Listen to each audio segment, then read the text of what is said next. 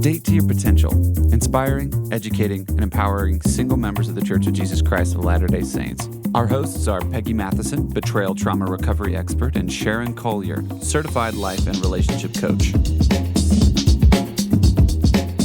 Happy New Year! Happy New Year! 2024, here we go. And the first episode of 2024 is Got Game? Dating at a higher level. I love that. Don't you love it? Sharon's taken this over, and she's the one that came up with the title. And before I even knew what it was about, I was like, I love it. Yeah. Here we go. But Peggy's going to help me a lot with the beginning stuff, with the inside stuff, because we need to be prepared ourselves. We can't just put ourselves out there unprepared, right? Right. So, of course, Peggy's our heart and I'm our brain, right? Heart is another part of your brain. Yeah. Right? Okay. Yes. I was going to say I'm usually the science, and she's all the mushy gooey stuff. Mushy gooey. Yes, she's good at it. All right. First thing I wanted to talk about is knowing your core value system.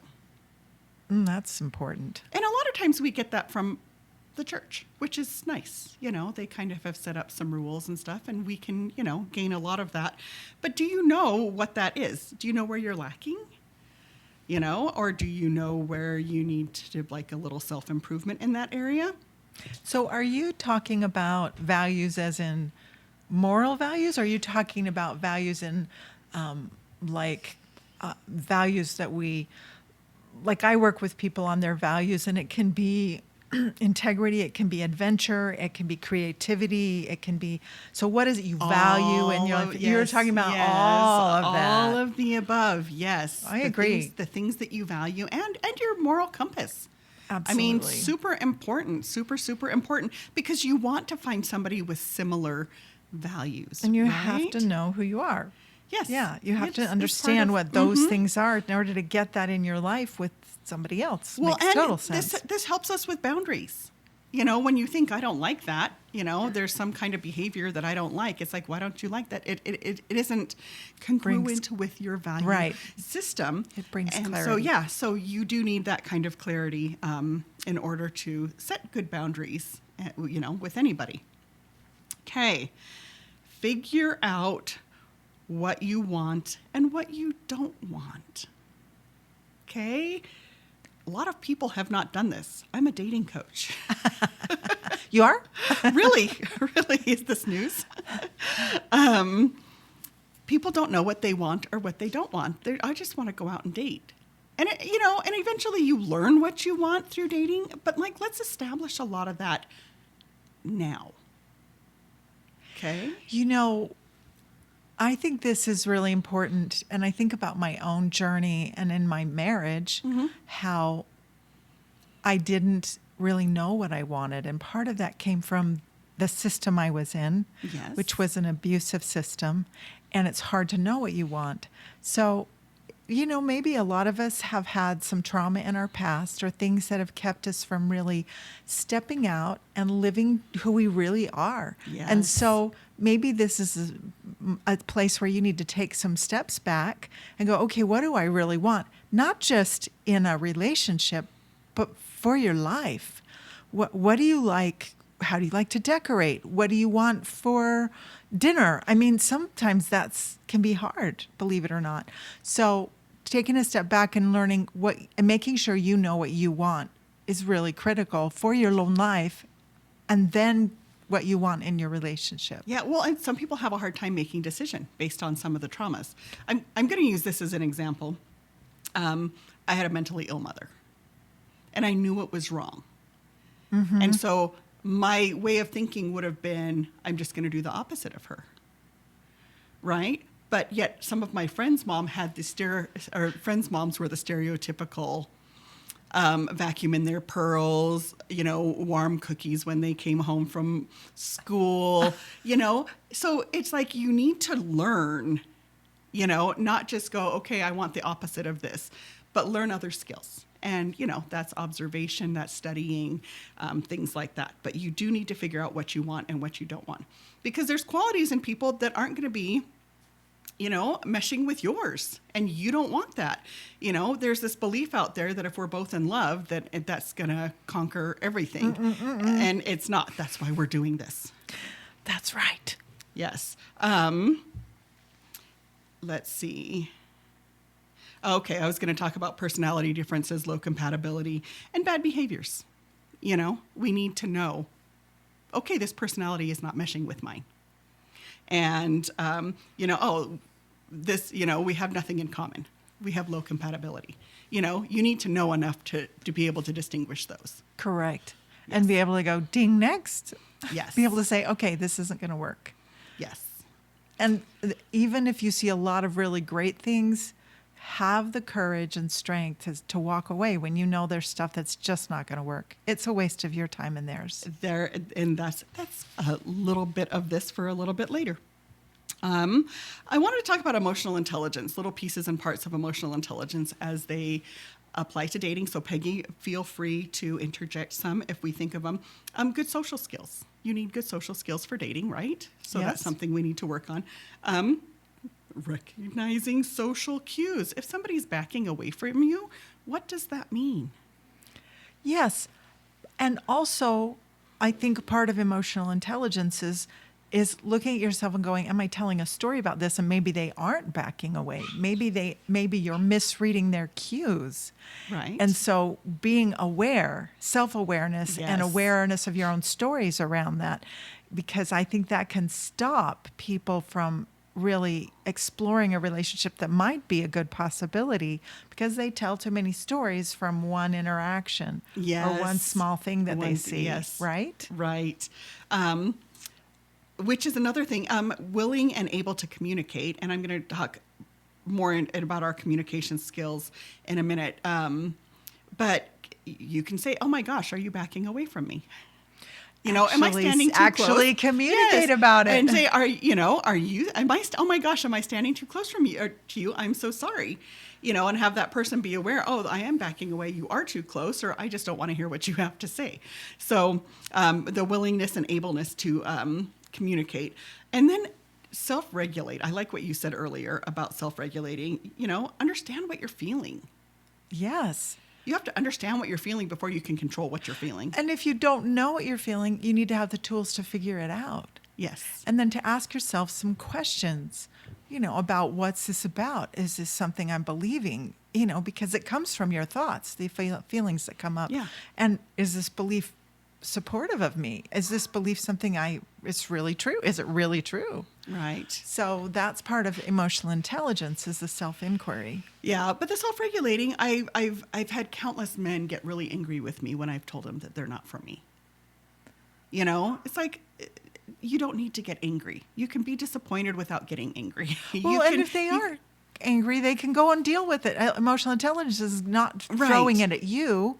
Right. But going and dealing with it. What's that about? Yeah. Because it's not just about you. Right. It's their stuff.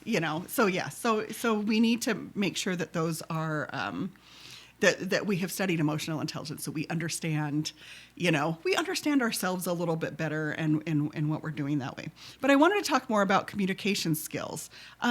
Because people go, oh, I'm a good communicator and I know how to talk to other people and I know how to listen. And it's more than that. Because in dating situations, you're going to have to be able to communicate boundaries. Mm-hmm. That's hard. It's challenge. It takes courage. It does. But boundaries don't have, there was a quote, it doesn't have to be an electric fence around you. No. You can explain your boundary. And if it's a serious situation, you don't have to explain your boundary. You can just walk away. But communicating boundaries is really important. You're going to have to communicate during what? Breakups, maybe differences of opinions. And these are all good skills to have. And we don't think about things like that. Well, and the nuances of a relationship, that's what we're dealing with in dating, is exploring that. And you've got to move into those things instead of moving away. Right. And even if you do move away, when we talk about attachment issues, communicate, learn how to be clear with yourself and understand what you're going through and say something.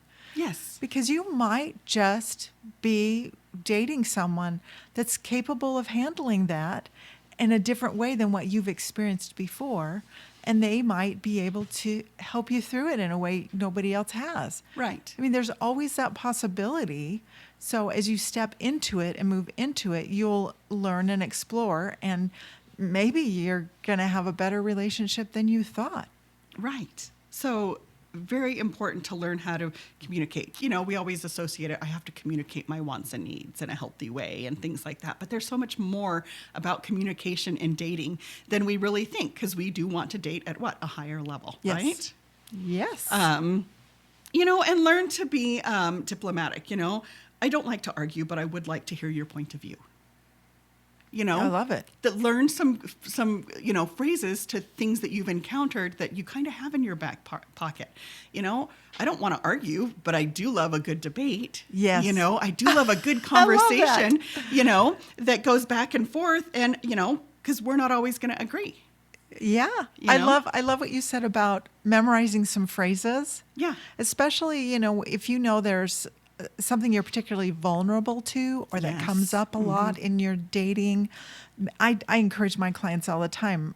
And sometimes we sit down and we talk about, okay, what could you say in this situation? And let's write it down and then memorize it. So you have it, you can pull it up. Right. I love that. Yeah. So should we move on to conversation skills, which is a little bit different than communicating? I mean, it is communicating, but let's talk about the conversation part of communicating. I always run into two different kinds of people, and I'm sure men can say the same thing. I always have to watch my pronouns, but I haven't dated women. Yeah. Weird. Weird. So there's I want to know you, so I'm going to ask you a lot of questions. Mm-hmm. Which is nice. Mm-hmm. And then there's, I want you to know me, so I'm just going to talk and talk and talk and talk and talk and never ask anything about you. And it's right. Right? So be careful with your conversations. I think nerves get in the way a lot. Oh, yeah, I think so. You know, Yeah. when you're nervous in a situation, it's like, okay, you know, somebody asks a question and then you just run and you just start running at the mouth. And so we just really need to be careful with this, because conversations are give and take, right? And everybody wants to talk about themselves, not just you. No, Right? it's true. You know, but yeah, it should go two ways. I was in Texas at a widower conference I got to speak at, and a bunch of us went to the coast, and I rode back one-on-one with a gentleman in the group, an introvert, and I thought, I'll be talking the whole time, and totally not true. We had this conversation, this give and take conversation. It was the loveliest thing. I did not know this man from anywhere, but he just had really good conversation skills. He knew how to, let me ask, he knew how to ask questions. He knew how to move the conversation along from one topic to another. Or Oh, yeah. I mean, the whole thing was just super easy. It was like, well, that was easy, because I was, you know, I was with him for 3 hours thinking, okay, I'm going to, you know, It's gonna be challenging. Well, already knowing he's a little introverted, he was very socially acceptable. He was very much a part of the group and fun. But, you know, I thought I had things in my back pocket and never needed to use them. And I thought, okay, somebody with conversation skills, super, super important. Back and forth, questions and answers. and topics. Yes. And moving from one topic to another. Mm-hmm. I mean, those are interesting things. That's such an important skill. I don't know that we've really talked that much about this, but being able to have a good conversation with someone, Right. that's such an important skill. And then the last thing I want to say about it is be positive in your conversations. Think positive. I don't care if you've had a bad day with your kids, your ex, your dogs, whoever. I'm just saying that because they're barking upstairs. So sorry. I don't know what they're barking at this morning. But we need to keep the conversations positive. And, you know, I'm going to talk about other harder conversations in a minute. But leave the complaining to your therapist. Or do it before you get on the date. You know, before, not your date. Or there's if it's really bugging and you're stuck, which sometimes that's me. Yeah. It's like, okay, I just got to vent give me a minute here. I'm just going to say it. And I say it and they go, okay, vent over. I just had to get that out. Well, hopefully you can walk it out or something before your date. Because, I mean, it's like if you're having a really fun date, you don't want the downer. Well, that's more of probably if you're in a relationship. Yeah, more of in a relationship. You don't really want to bring your that date conversation. Right, Yes. right. Yes. So confidence in dating, because we all want to be confident, right? It comes from knowing what you want and knowing what you bring to the table. I got that online. I like that. Knowing what you bring to the table without having to sell yourself. Have you ever seen that, Peggy? I have. Oh my gosh. It was a pet peeve of mine when I first started dating. It's like, oh my gosh, he's talked for 20 minutes and hasn't asked me one question about me and hasn't even let me give hardly any response. And he's just spewing not spewing, but he's Right. just putting out all of his stuff and the knowledge he has and who he is. It's like super unattractive. So if you think you need to do that, if you think you need to sell yourself, it really appears like you don't think the person is buying it. Which means you have a lack of confidence. Yes, you do not want to put yourself out that way and give a list of your accomplishments all on the first date. You do not need to sell yourself. This is this is a bad conversation. Yes. This is bad conversation skills. So remember that you want to put yourself out there and be confident. If you want somebody to think you're funny, don't tell somebody you're funny. Be funny. Be funny. Yes. Yes. Yes. If you want someone to think you're smart, have an intelligent conversation. So That's right. Okay. Next little point is enjoy your life while you're dating the rest of your life. Be living a life somebody wants to jump into. Have good hobbies, interests, be a well-balanced life with your spirituality and your self-care and your fun and adventure. You want to be living a life you love, right? Yes. Very important. Yes. Very, very important. So, should we move on to actually dating?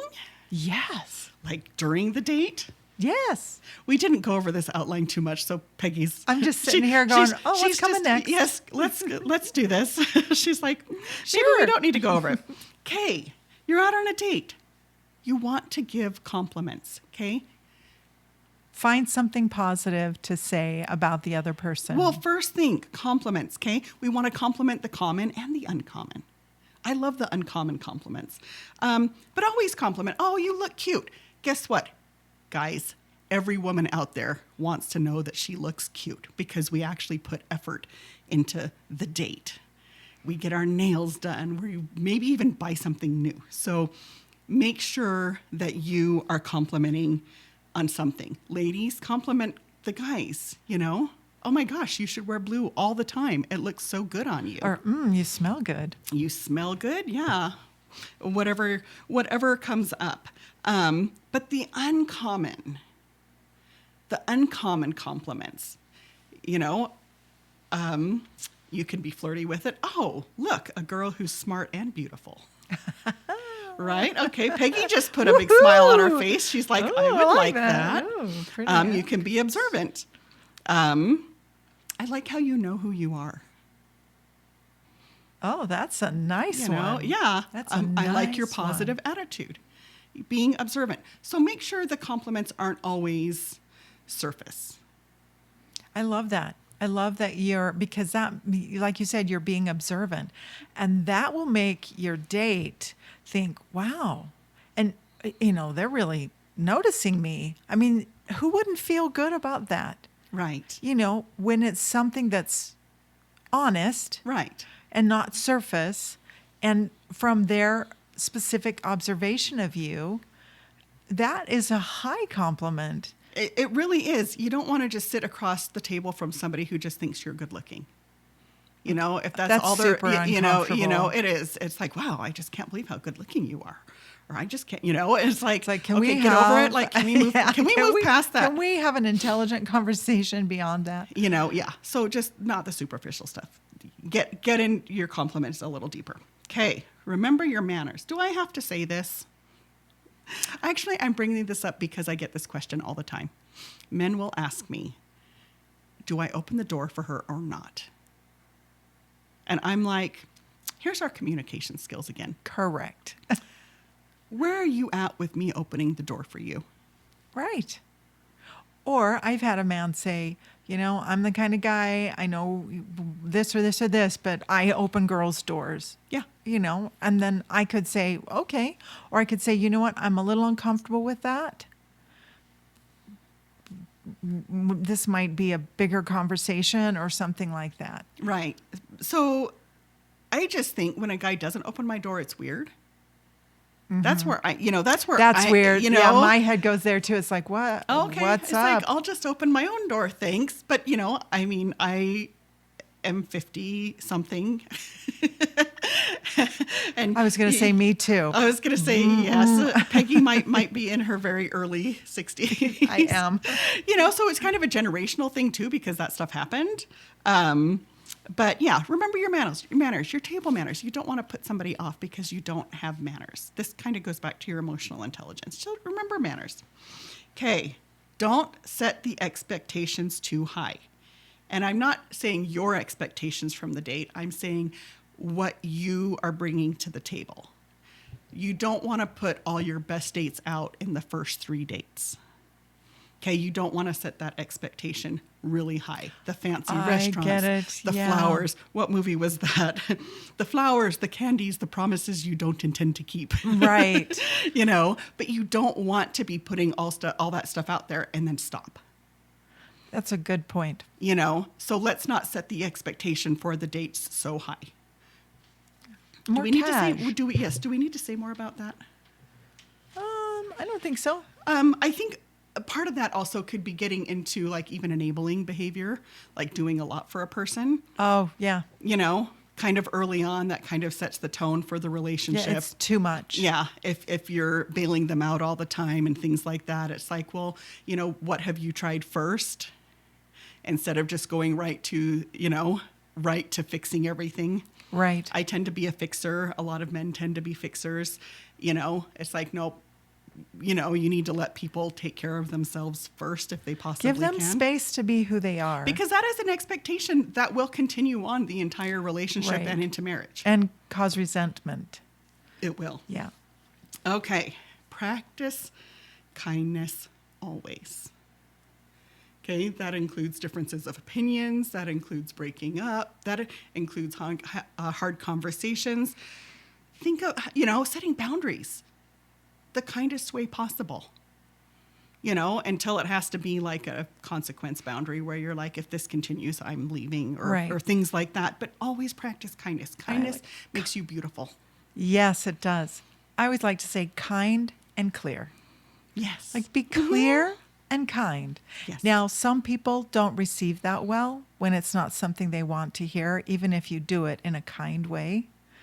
Yeah. That's out of your control. Yeah, but at least you were But kind. make this part of your values to be kind. Yeah. And clear. Yes. About what you expect or what you need or whatever the situation is. But when things start escalating, or if things start escalating, think kind. Yes. Just think kind. And that goes back to kind of maybe having a couple things in your back pocket. Absolutely. And that might even be, hey, I need to take a second. Yeah. Before I respond to you. Right, right.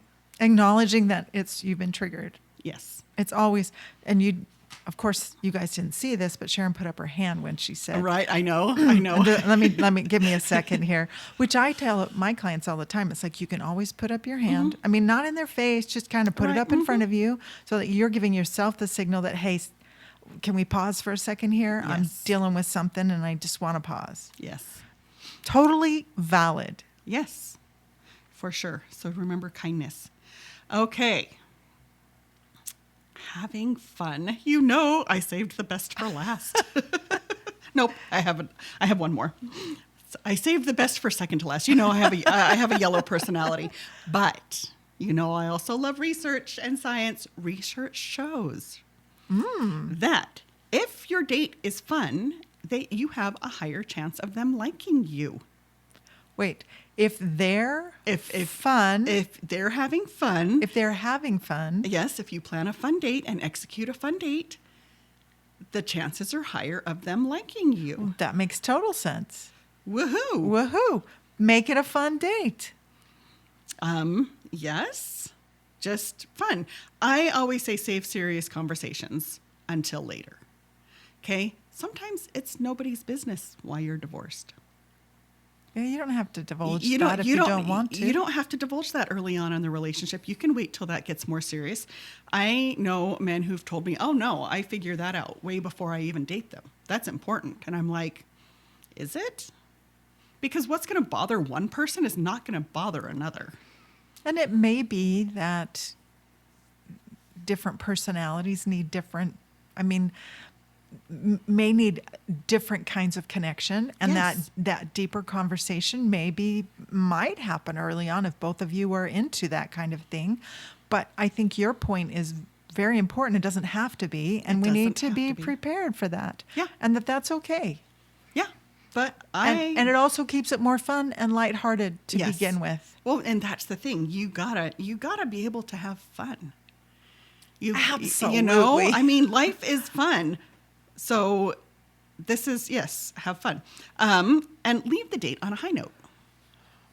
Now, there's some people that have opinions. The first date should be 30 to 40 minutes. The first date shouldn't be this long. The first date, you should just do the activity and go home.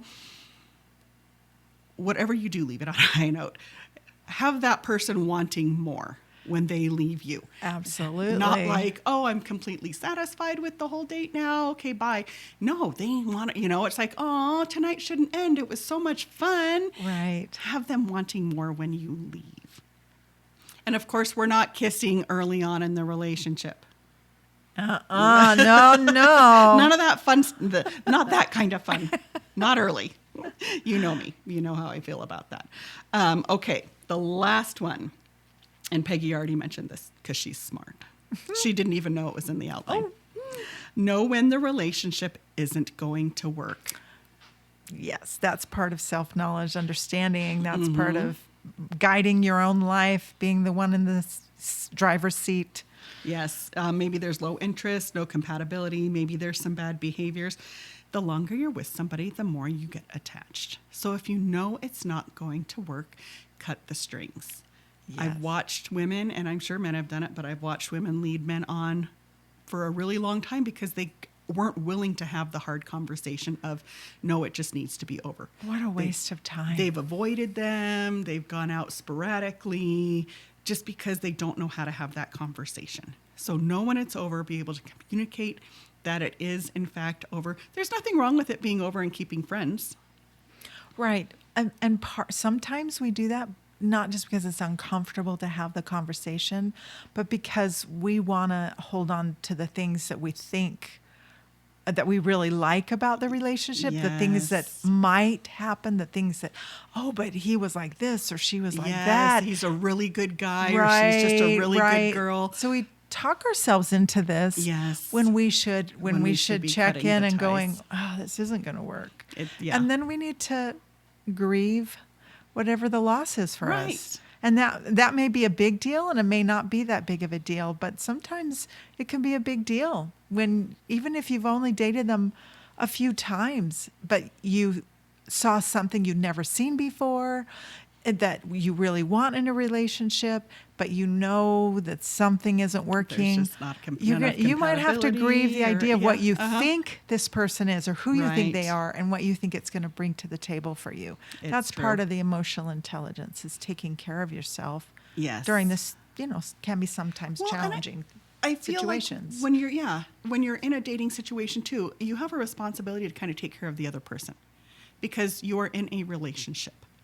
And it's not just about you. And so it's like, no, don't string someone along. Absolutely. It's so mean. And, this is, like you said, part of the emotional intelligence, being able to communicate, this just isn't going to work. Yeah. As much as there's so many things about you that I like, I just know that it's just not going to work. Yeah, it's being kind to the other person. That creates safety.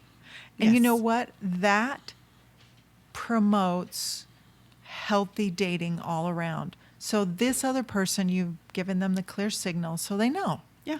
And they can move on and Yeah. they can feel they don't have to have this trepidation or this keep going back over what happened and not understanding. You were Right. clear with them and you were kind, and they can go, oh, I'm a human being. I deserve to be treated well, and somebody's treated me well, and I feel okay, even though we just broke up or even though Right, it didn't even though work it is out. a little rejection, You yes. can bring that good positive energy to the whole dating world by doing this. in a kind and clear way Yeah. Yeah. and not leading people on. Yes, that I think is the worst. But even if you're leading them on and you don't want them, you're still getting attached. There's still going to be that separation and that little period. It's going to be hard for you to let go the longer you hang on. Yes. But yes, knowing when it's over is important. Absolutely. Thank you for all that input. I have final tips. Final tips. Your courtship should fit together fairly effortlessly. Not that you don't put effort into it, but it should fit together effortlessly. Many of us buy into the fact that if it's not a struggle, it's not worth it. And when you talk to most couples, what do they say? This one just fit together. This one was easy. It doesn't mean that it's going to be easy all along. No. But there are definitely things about it. It's like, oh, we have such an ease of being with each other, and it's so easy, Yes. Oh, there's always going to be complications in relationships, especially at this point in our lives. Absolutely. Where people are on second and third marriages and stuff. Okay. No one completes you. Isn't that the most romantic idea? It is. Tom Cruise and Renee Zellweger. You complete me. No, you should already be complete. Sad to tell you, I'm taking the romantic out of Tom Cruise and Renee Zellweger. Okay, somebody can add to your happiness by being a friend, a partner. Somebody brings something to the table that adds value to your life. Yes, but you are not looking for somebody to fill an emotional void or any void for that matter, besides, a partner. So just keep that in mind, that no one completes you. Sorry, Tom Cruise. Okay. You cannot help who you get attached to. This goes back to what we were just saying, and I think we've said it 3 times now, so listen in. But you can decide if that attraction is worth pursuing. That is our choice. People talk about this magical connection they felt on the first date, but they fight like cats and dogs.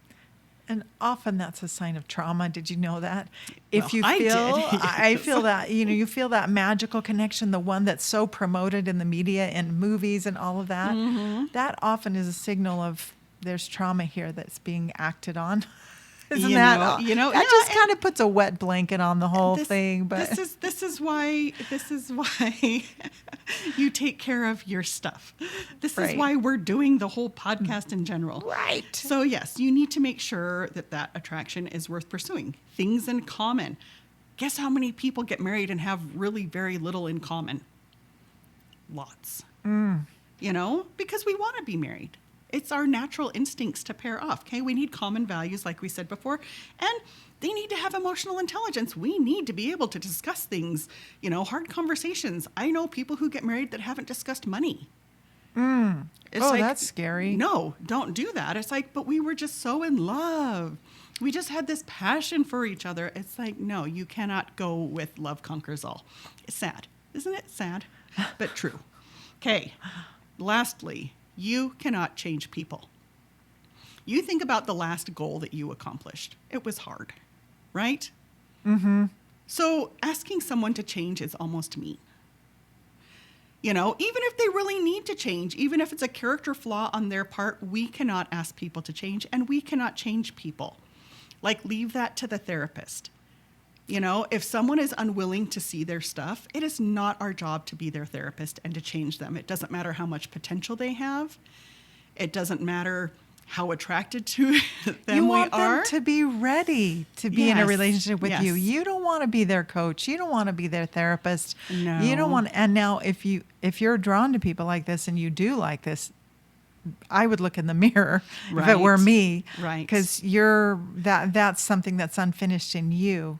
Right. But you want somebody who's already ready, who's ready to be, get on this train with you and go. Yes. And not have to keep going back and going, let's pick, you don't know how to have a conversation? I can teach you how to have a conversation. Right. No. Right. There is some level of adjusting to each other. Yeah, and support. And a little training involved, but no, you can't change people. And any more than you would want somebody to change you. You have to think about that.